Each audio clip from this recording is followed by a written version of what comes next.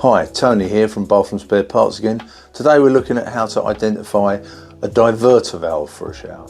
So prior to removal of anything, before you start, is go in to your shower, have a look at the plate and the handles if they've got any markings, and you'd be surprised, even a simple little line or a swish or a star or something may tell us which company have made that shower.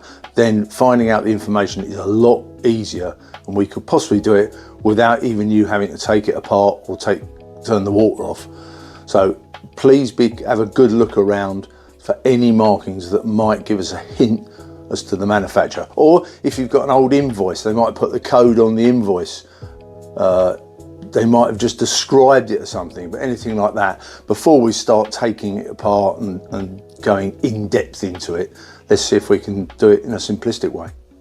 So before you start, please identify your DIY skills. If you're not comfortable, please do not attempt this.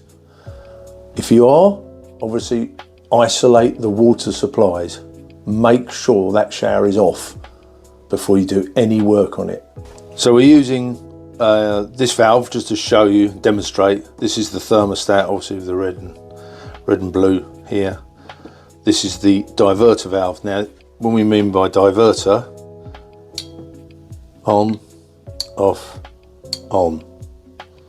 So you've got two outlets on this one. I can just quickly show you. One covered up there,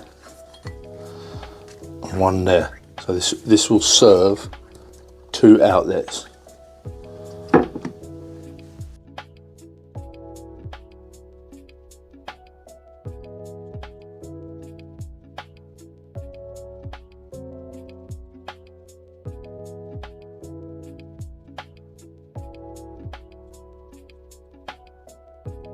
As you can see now, we've stripped it down. You saw the earlier video where I did the thermostatic valve, and here's the diverter valve. Now you can see here it's got a retaining nut that's got two flat edges for a spanner. Now I've loosened this off earlier just to show you. That just comes off. See that? This is the diverter. So I'll show you that. As you can see on the end, that's your two ports. You can see that's in the off position. And if you look in there, you've got the two holes for the ports, and you've got the two for the pins that holds these pins that keep it in place. I'll try and do this by hand. There's one, off, on. So it gives us two outlets. You can get ones that will give you three outlets, and then obviously you've got the ones that is a single outlet, which is on off, which we'll show you on another valve. While that's tight and everything's in, that's waterproof, so you're all right. But once you start stripping this down, you've got to turn the water off. Must turn the water off. I don't know how good people are, how involved they want to get, but we do need to see the underneath of these, because these pins are in different positions. These holes may be in slightly different positions. So we do need to see it. We also need this measurement from there to the top and the splines, and that'll tell us obviously what type of cartridge you've got.